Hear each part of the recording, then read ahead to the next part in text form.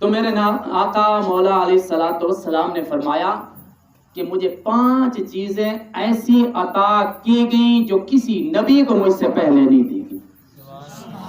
مجھے 5 چیزیں، 5 انعام ایسے دیے گئے جو کسی نبی کو مجھ سے قبل اللہ وحدہ لا شریک نے عطا ہی نہیں فرمایا. پہلی بات کیا ہے کہ 1 مہینے کی مسافت پر اللہ وحدہ لا شریک نے دشمن کے دل میں میرا رعب پیدا فرما دیا. 1 مہینے کی مسافت میں اگر میں موجود ہوں، مہینے کی مسافت پر میرا دشمن ہے، وہی وہ مجھ سے خوف رکھتا ہوگا، اس کے دل میں میرا رعب پیدا ہو جائے گا. یہ اللہ تعالیٰ نے مجھے معجزہ اور انعام عطا فرمایا، کسی نبی کو یہ نہیں. اور دوسرا انعام کیا ہے کہ اللہ وحدہ لا شریک نے میرے لیے پوری روئے زمین مسجد بنا دی، پوری روئے زمین پاک کرنے والی بنا دی. کہ اب تمہیں پانی نہ ملے تم تیمم کر لو، یہ مٹی پاک کرنے والی ہے.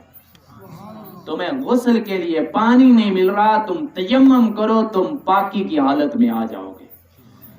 مسجداً و طہوراً، مسجد بھی بنا دی اور پاک کرنے والی مٹی بھی بنا دی. پھر فرمایا میرے غلاموں، جہاں بھی تمہیں نماز کا ٹائم آ جائے خدا کی بارگاہ میں وہیں جھک جاؤ، یہ مٹی پاک ہے. کسی نبی کے لیے یہ اعزاز نہیں تھا، خدا وحدہ لا شریک نے یہ اعزاز مجھے عطا فرمایا. پھر فرمایا تیسری چیز کہ اللہ وحدہ لا شریک نے مال غنیمت میرے لیے حلال فرما دیا.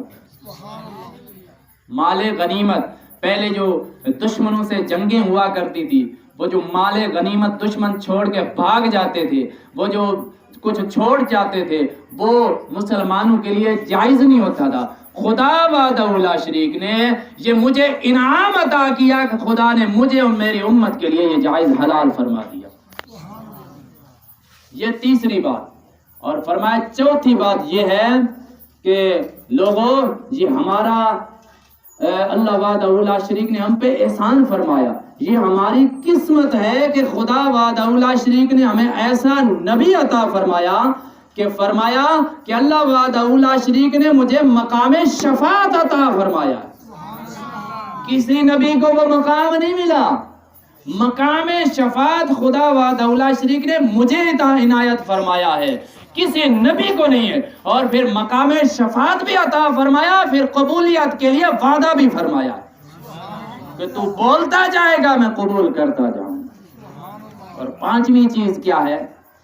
فرمایا کہ اللہ تعالیٰ نے ہر نبی کو خاص قوم کے لیے بھیجا. تو بھئی فلاں قوم میں نبی، تو بھئی فلاں قوم میں نبی، لیکن اللہ وحدہ لا شریک نے مجھے پوری کائنات کے لیے نبی بنا کے بھیجا. وَمَا أَرْسَلْنَاكَ إِلَّا رَحْمَةً لِّلْعَالَمِينَ، اے حبیب تجھے ہم نے رحمت بنایا، صرف ایک علاقے کے لیے نہیں ہے، صرف ایک قوم کے لیے نہیں ہے، صرف ایک ملک کے لیے نہیں ہے. جہاں تک میری خدائی ہے وہاں تک تیری مصطفیٰ. جتنی میں نے مخلوق پیدا فرما دی، ہر مخلوق کے لیے تجھے رحمت للعالمین بنا کے میں نے بھیجا، پوری کائنات کے لیے تجھے رسول بنا کے بھیجا. وَمَا أَرْسَلْنَاكَ إِلَّا كَافَّةً لِلنَّاسِ، اے حبیب ہم نے پوری انسانیت کے لیے تجھے رسول بنا کے بھیجا.